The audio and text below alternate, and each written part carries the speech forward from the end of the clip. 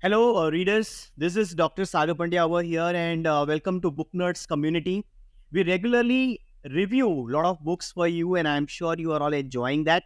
In this particular session, we are in conversation with the author, Mr. Kalpesh Desai, and I'm sure this conversation is going to be quite enriching and entertaining because he has written a wonderful collection of poetry. The name of the book is Jasmines In Her Hair, and this particular collection is, as a reader, it appealed to me a lot because there were a lot of things which were quite interesting, and the poems that he has written, they are about physical love, they are about sensual pleasures, and especially the thing that I enjoyed the most is the delicate expression that he has managed to weave in his verses.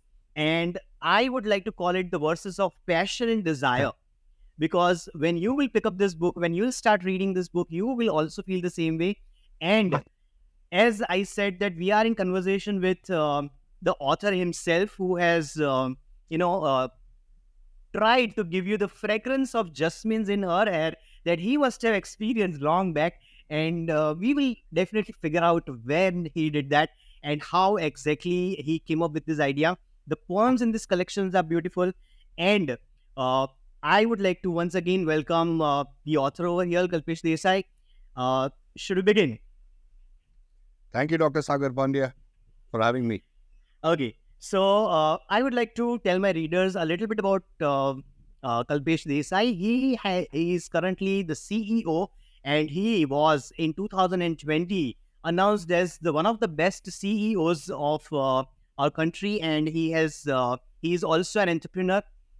So with the management skills, he has also come with linguistic skills with him, and he has tried to give us a glimpse of what goes on in his mind, how he conjures up the images, and how he puts it down in on paper with ink, and how he provides all these different experiences for us readers.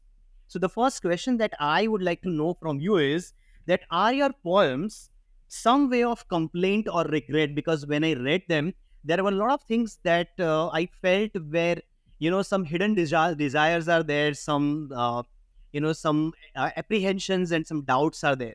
So what are they? Are they expressions of complaint or any kind of regret or something like that? I don't think they're regrets. I think they're more in terms of lessons. So, what I would say is that as we progress in relationships, we have conversations with our better halves, we have conversations with people we've been in relationships with. Those conversations may not have gone the way we planned. And Absolutely. when we introspect and see what could have possibly been done differently, that is the message that I'm trying to convey. So though it may come across as a what if or as a regret, I think the intention behind that is to essentially convey that this could perhaps be in the possibility. So Okay. every poem has an inherent message, so which somebody could look at. Okay. Okay. uh, for you, because all your poems are about love, about relationships, about emotions that might you might have harbored them in your heart for a long time. So in your opinion, can love and freedom go hand in hand? I think love and freedom if can go hand in hand when there's acceptance at play. Okay. So when I Okay. say acceptance, it is the release from jealousy. It is a release from, varying from the goal of the relationship. Okay. And once there is harmony, then love and freedom go hand in hand. That's Right. my take. Okay. Okay. uh, I also would like to know over here that because you are also into entrepreneurial tasks and all, and you are also I'm sure you are managing a big team and all. So has love in today's times, has love become more of a practical affair than the sentimental one? Because in your poems also I have felt that somewhere. I think it is. If you look at the theme itself of the book, it starts with the initial first throes of passion. So you will see a bit of passionate poems in the initial phase. then it leads to disillusionment, then it leads to maybe heartache and break, and then it leads to how is it that you come to accept what it is and change who you were so that you are becoming a better person. That's basically the flow of the book, right? So I think in a way, I don't think we can do away with emotions. Emotions in today's day and age, when you look at social media and you look at the influence of social media, I think these have been accentuated. In the days when we were growing up, I don't think we were as articulate about our emotions as we are now. So I think it is a question of I think it's a question of evolution in terms of where we are at now, and where we may find resonance with the words that we're throwing out to our readers. Okay, talking about the evolution and talking about the generations. The today's generation, we very often call them the move on generation because they quickly move on. Is it easy to move on for a broken heart? How do you manage it, or how can someone manage it? Because obviously that heartbreak at a young age, when you have that first pang of heartbreak, how does one deal with that? So first, I think, and I'll just speak from, the context of the book, and I'll speak from my context. So when you say heartache, heartbreak, what has really broken? 99% of the time, what I find has broken is our ego. Okay. And then Interesting. so I think that's basically what I've discovered at most times. So the moment you let go of that, I think you've solved almost 50% of the problem with respect to your heartbreak. The second thing that comes in the way of heartbreak is the feeling of the absenteeism of who you thought was a partner, the support, somebody who actually provided the support. That is the key. Is it easy or is it very difficult to trust someone when you are in love? Because sometimes the entire base of love is on trust, is on companionship. So how does that go? So where does trust come from? Where does the necessity for trust come in? I think the necessity for trust comes in when you have this desire to own or are possessive. Again, it's my view. People may disagree, and they come up with it just 55 years of experience. So I think trust is essentially in the context of love and a relationship. Trust is is in direct proportion to the level of possessiveness that you actually have for the other person. So if you can forego possessiveness, I think you can establish trust. And I think establishing trust, giving the premise of trust to the other person, actually helps put in a foundation of conscience in the other person to not waver the trust. The more you start questioning your ability to trust, the more you're creating a drift between yourself and your partner. Okay, I would like to quote here, one of your poems. The title of the poem is "Setting You Free," and it's of 2 stanzas. The second stanza goes like this: "And now the clouds shroud the moon, much like your memories of me. I wonder, did I let go too soon? I wonder, did leaving me set you free?" So here also you are talking about freedom. You're talking about love. So Correct. How long should we hold on to a love that is already going away? Because here the second last line says that I wonder, did I let go too soon? So how soon is too soon, or how late it can be? So it is like this. In a relationship, when let's say when you have inadvertently hurt somebody, and they want to leave, right? So what tends to happen is that our ego comes in the way and says, "Okay, if you want to go, go." And then if that being the case, the other person may actually have wanted to have you fight for the relationship, which you didn't. So you have to have the wisdom to know, is it actually time to let go, or what is being unsaid? Okay. So the question is precisely that only. When is the time? So I think when is the time is when there is no resonance between you and your partner. Okay. So you look at it this Hmm. way. Look at it this way, doctor. If something that my partner says to me no longer hurts me, Hmm. Hmm. then perhaps I need to consider that there is nothing there. Hmm. Okay. If I don't get Right. triggered by something that my partner said, no Hmm. relationship is Hmm. without friction. But if the friction, Hmm. if it is completely frictionless, either I'm in absolute harmony or I've given up on the relationship. Okay. Great. Um, Regarding poetry and literature, I was studying literature, and when I was doing my doctorate, there was a line, and every literature student reads that line, memorizes that, and it says that poetry is an overflow of spontaneous emotions.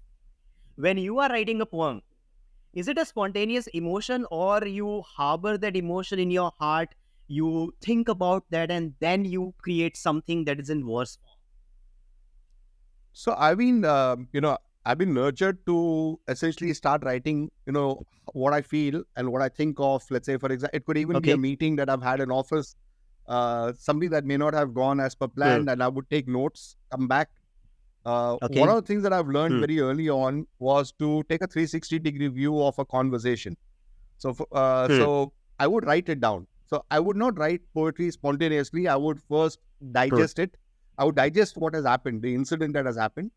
I would look at Hmm. it from my perspective. I would look at it from the participant's perspective, and I would also want to look at it from an observer's perspective.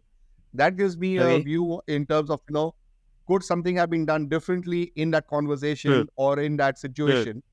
And that Hmm. helps me put a poem in place. Now, the reason I rhyme is because I find it easier to process when I rhyme, Okay. Okay. and that's it. So, but So I you don't. prefer I mean, rhymed you poems? wouldn't find me. Yes, I prefer rhyme Yeah. poems. I prefer writing it down like that so that I can digest what has happened better, and I can also distance myself from the situation to give a better perspective. Okay. When you are So I am talking not a about, the spontaneous. I process don't of think I'm a writing. spontaneous poet. Okay. Sorry. Yes. Okay. Yeah, I was saying that when we are talking about the writing process, the way you, put your thoughts on paper. One question that comes to my mind, because you belong to that entrepreneur world also. Uh, uh, do you think a lot and then you write? And do you, plan about your writing? Do you come up with various versions of your poems?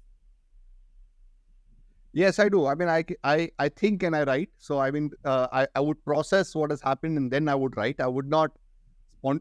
I Hmm. can spontaneously write poems, but then that would be based on a situation that is occurring at that time. But I'm not, Okay. when you hear me speak in office, I'm not a poetic person. When I'm in conversation or I'm speaking to a larger audience. But yes, I mean, Okay. I think I find poetry to be impactful, and I think it Okay. conveys the message that I want to convey. So, which is a fabulous medium that I explore. So, Hmm. You have years of experience. You have, seen a lot of incidences in life. I have a question for you that if you would like to revisit your past, if you have an opportunity to go back to a certain moment in your past, then what moment it would be? And what is the reason behind that? Why would you like to revisit that part of your life? I think some of my decisions have to, some of the issues with my relationship have Hmm. a lot has to do with my work. So I Okay. would take decisions arbitrarily, whether it's to start up a new company or to quit a job and then launch a startup, where I would not have carried my partner along in the whole process. Hmm. Hmm. Hmm. And I think it's just that I think it came from a stage of life where everything was working for you, Hmm. you're gung-ho, you're at top of your game, and Hmm. you felt that it was not, I do not know if I felt it was not necessary to carry people along, but I realize now that I did not give significance Hmm. to that process, and that is basically where that is a change I would probably make for myself. And I also suspect it is a lot of, this is also a mistake that a lot of entrepreneurs make. When they jump into business, when they jump into launching a startup, they do not realize the impact that they would have on their family, the ability to give time to the family, the disruption to the stability that they may have already had. So these are the things that people have to consider in terms of, striking the balance, which I didn't do. I mean, I didn't have a work-life balance. I had a work, process. So Okay. So now we have, touched upon that professional aspect of your life. I have just a question for you that, the entire collection, Jasmines in Her Hair, the title itself is quite poetic and beautifully romantic. Um uh, how, what similarities do you find in love and business? We are talking about two opposites, kind of, but still, right. yeah. So What's your first, as a opinion? caveat, I must. So as a caveat, first, Dr. Sagar, is that this is not my first poetry book. Yeah. This is the first poetry book to be published. I have another book which is called Anywhere But Here, which is meant for entrepreneurs, which is Okay. also poetry and prose. Okay. But I hope to launch it. I hope to launch it later this year. Though that was the first book I've written. Okay. Uh, when you ask me about love and business, I think I would not talk about love, but I would talk about relationships. See, there is businesses thrive on relationships, and I think it is a takeaway. And if whether it's a loving relationship or a mutually respectable relationship or a relationship between you and your colleagues, and the respect you need to accord to them, or how you need to even treat your customers, and the kind of rapport you need to build with your clients and your Right. vendors and providers. Right. I think everything centers around the around relationships. Absolutely. And Absolutely. love is nothing. Love is nothing but a nurtured relationship. Interesting. Interesting. So that's where it is. So Yeah. Interesting. Um, in your poems, when I was reading, at various points, I came across certain lines where you talk about music, you talk about songs, and that connects you with your partner and all. And in right, one of your poems, it is titled Your Playlist. And you have beautifully, it's just a verse of 3 lines, but the thought is beautiful. I loved it because it says, Your playlist tells me who you are. Those songs you listen to, they speak to me afar.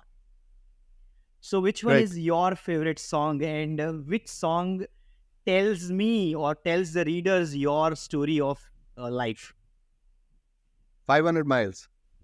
Okay, okay, okay. So I think that's it. And then I think the recent song that just released, Chor. Okay, These are okay. the two songs that I love. And then I've been a Lucky Ali fan for sure. So Suno, Yes, a wonderful, right? Old Sanam.